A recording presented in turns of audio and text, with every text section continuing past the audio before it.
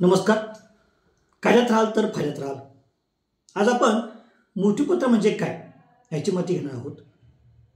तर बऱ्याच वेळा आपण एखादी व्यक्ती मृत्यू व्हायच्या अगोदर किंवा आपली संपत्ती कोणाला द्यावयाची यासाठी मृत्यूपत्र करते. तर आपण आता आज मृत्यूपत्र म्हणजे काय याची माहिती घेणार आहोत. तर मृत्यूपत्र म्हणजे मृत्यूनंतर आपली संपत्ती, मालमत्ता, पैसे, शेअर्स, जमीन, घर इत्यादी कोणाला द्यावयाचे हे ठरवणारा कायदेशीर दस्तावेज असतो.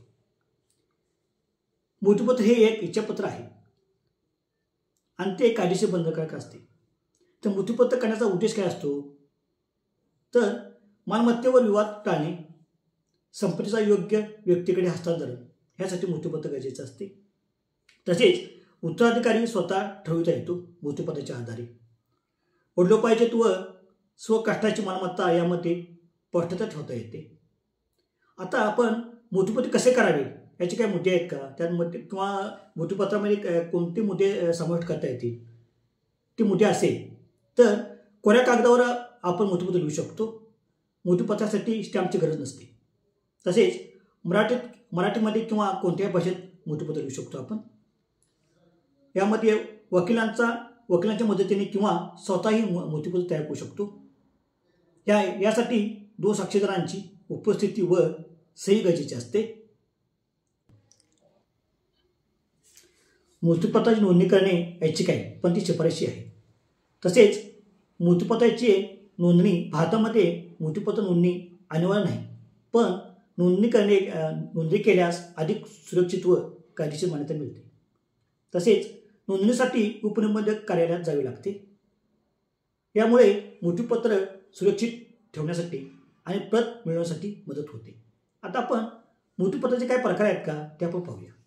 तर मृत्यूपत्राचे 4 प्रकार आहेत. ते कोणते? तर साधं मृत्यूपत्र, नोंदणीकृत मृत्यूपत्र, गोपनीय मृत्यूपत्र आणि क्रोडीकृत मृत्यूपत्र. यामध्ये आता साधे मृत्यूपत्र म्हणजे काय, तर ते सर्वसामान्य व्यक्तीने लिहिलेले असते साधे मृत्यूपत्र. आणि नोंदणीकृत मृत्यूपत्र म्हणजे उपनिबंधक कार्यालयात रजिस्टर केलेले असते. तसेच गोपनीय मृत्यूपत्र म्हणजे काही वेळा पूर्णपणे खाजगी ते मृत्यूपत्र ठेवलेले असते. तसेच क्रोडीकृत मृत्यूपत्र म्हणजे काय, तर क्रोडीकृत मृत्यूपत्र म्हणजे मूळ मृत्यूपत्रात बदल किंवा पुरवणी करणारा हा एक दस्तऐवज असतो. मृत्यूपत्र कधीही बदलता येते का, तर हो.